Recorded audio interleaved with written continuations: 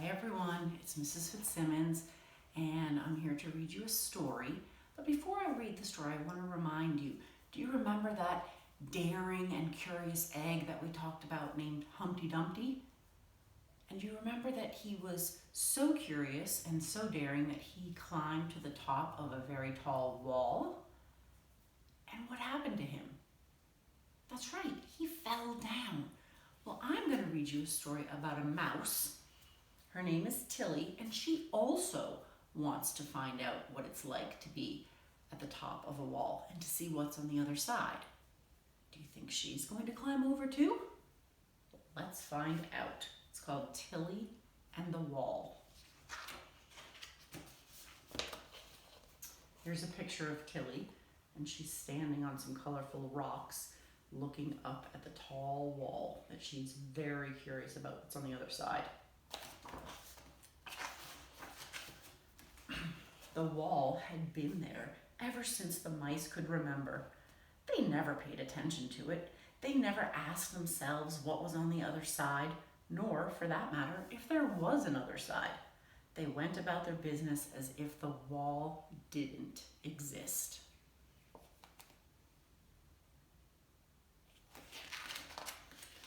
The mice loved to talk.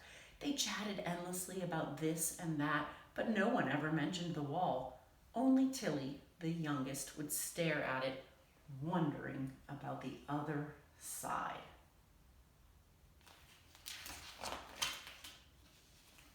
At night, while the others were asleep, she would lie in her bed of straw, wide awake, imagining beyond the wall a beautiful, fantastic world inhabited by strange animals and plants. That's what she was imagining while she was lying in her bed. That's what she thought the other side of the wall looked like.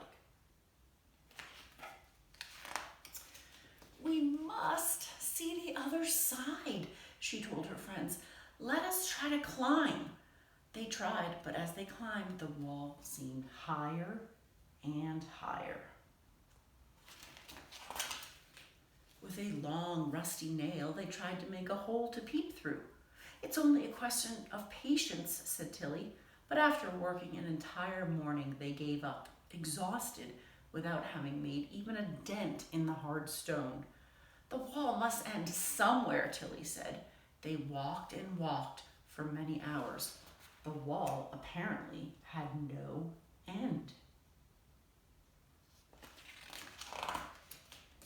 There they are, walking and walking and walking along the wall that never seems to end. But one day, not far from the wall, Tillie saw a worm digging itself into the black earth. How could she not have thought of that before? Why hadn't anyone thought of that before? So I think Tillie just thought of a good idea. Full of excitement, Tillie began to dig. She dug and she dug. There she is. She's gone under the ground. She's making a little tunnel for herself. Until suddenly, almost blinded by the bright sunlight, she was on the other side of the wall. She couldn't believe her eyes. Before her were mice, regular mice. The mice gave Tillie a great welcome party. They took her to their celebration pebble. Hadn't she seen that somewhere before? They made speeches in her honor and waved flags. Then they decided to go through Tillie's tunnel to see for themselves what the other side was like. One by one, they followed Tillie. And when the mice were on Tillie's side of the wall, they saw what Tillie had discovered. There was another party.